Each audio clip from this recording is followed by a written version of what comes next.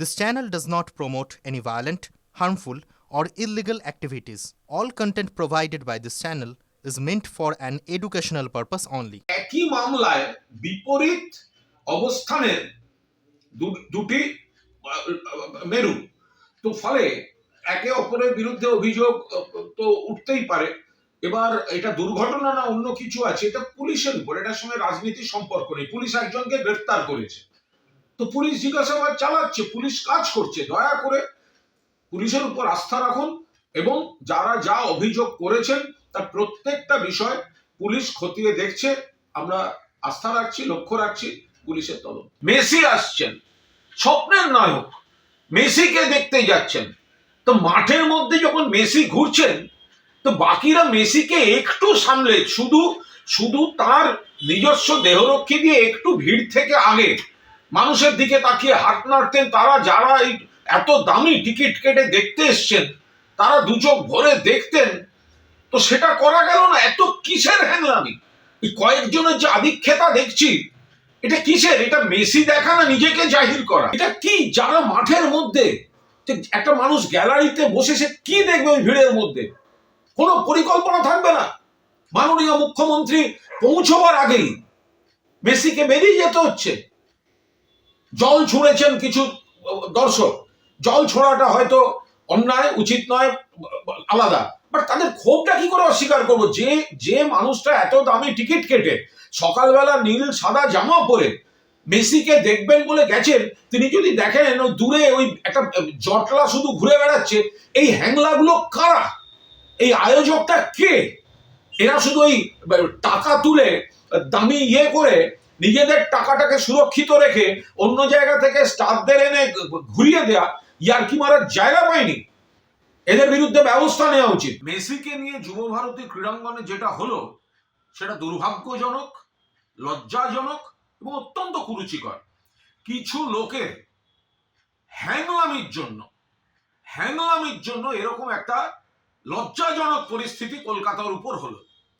কেন মেসি যখন মাঠে ঘুরছেন, এত মানুষ তারা কত শখ করে খেলার, তো মূল কথা ছিল না মেসিকে দেখতে যাচ্ছে।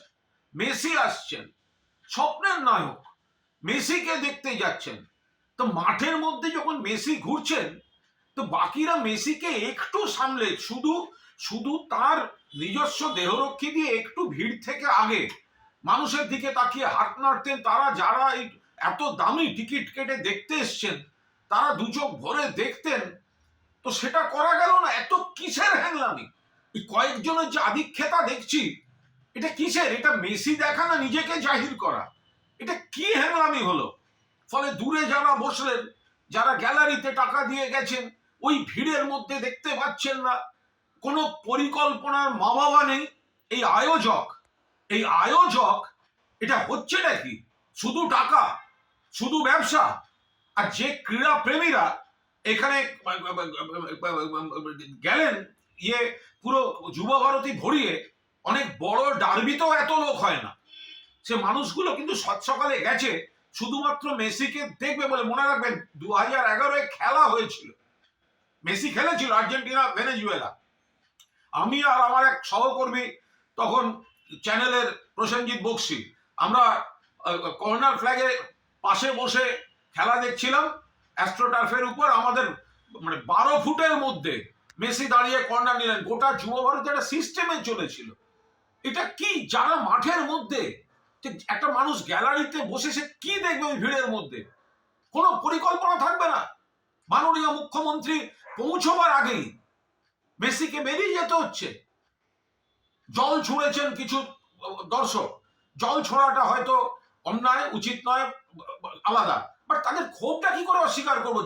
যে মানুষটা এত দামি টিকিট কেটে সকালবেলা নীল সাদা জামা পরে মেসিকে দেখবেন বলে গেছেন, তিনি যদি দেখেন ওই দূরে ওই একটা জটলা শুধু ঘুরে বেড়াচ্ছে, এই হ্যাংলাগুলো কারা? এই আয়োজকটা কে? এরা শুধু ওই টাকা তুলে দামি করে নিজেদের টাকাটাকে সুরক্ষিত রেখে অন্য জায়গা থেকে স্টাফদের এনে ঘুরিয়ে দেয়া, ইয়ার্কি মারার জায়গা পায়নি। এদের বিরুদ্ধে ব্যবস্থা নেওয়া উচিত। আমি এই ক্রীড়াপ্রেমী যারা সাত সকালে যুব ভারতীতে মেসিকে দেখতে গিয়ে বঞ্চিত হয়েছেন তাদের আবেগ এবং ক্ষোভকে পূর্ণ সমর্থন করছি।